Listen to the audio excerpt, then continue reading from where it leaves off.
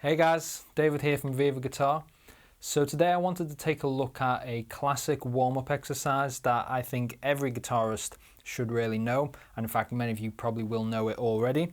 But I wanted to look at some of the different variations that we can make out of it. So the thing with this exercise, like some of the exercises we've looked at already, is that you can apply it to any level of playing. So whether you're an absolute beginner, you can still use this exercise. In fact, it's really highly recommended. Or even if you're a very advanced player, this exercise has still got a lot of mileage that you can get out of it. So let's play through the exercise and then we'll talk a little bit about it.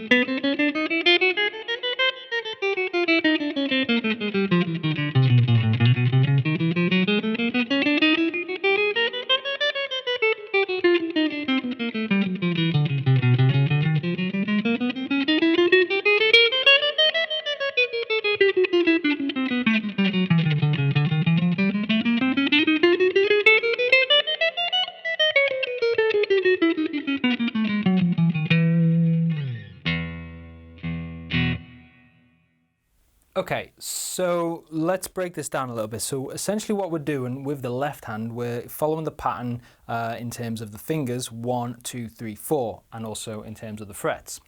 So across every string, it's the same pattern. 1, 2, 3, 4, 1, 2, 3, 4, 1, 2, 3, 4, 1, 2, 3, 4, 1, 2, 3, 4, and you guessed it, 1, 2, 3, 4.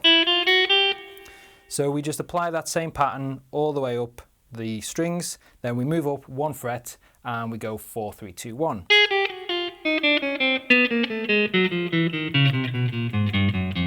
Then we move up 1 fret, do the same again, and again, all the way up the fretboard as far as you like.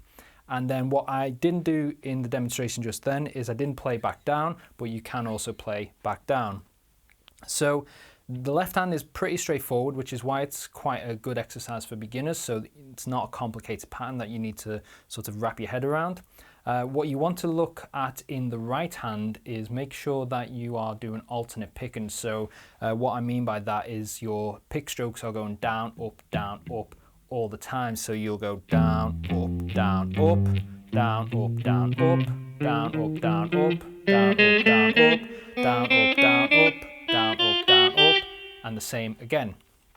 So that's the basic version of the exercise, really straightforward, and like I say, great for beginners, great to develop your sort of left and right hand coordination, especially if you're fairly new to guitar.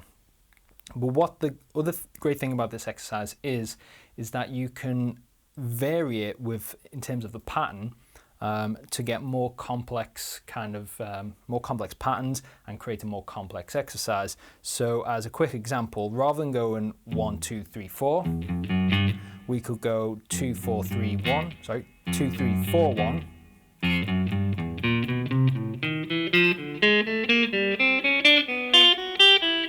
Same again. We could also maybe start 4. Well, you can go in reverse actually. 4, 3, 2, 1.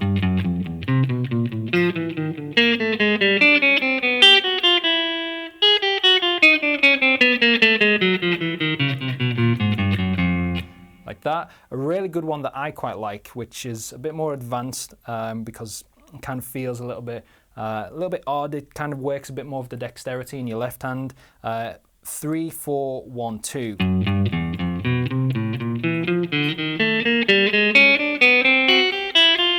Really great version. So there's so many different permutations that you can make out of this exercise. You can even sort of mix things up in terms of the strings. So another great variation would be, so we're doing in terms of the finger pattern, we're doing 1, 2, 3, 4 still, but on the 2 and the 4, we're changing to the string above. So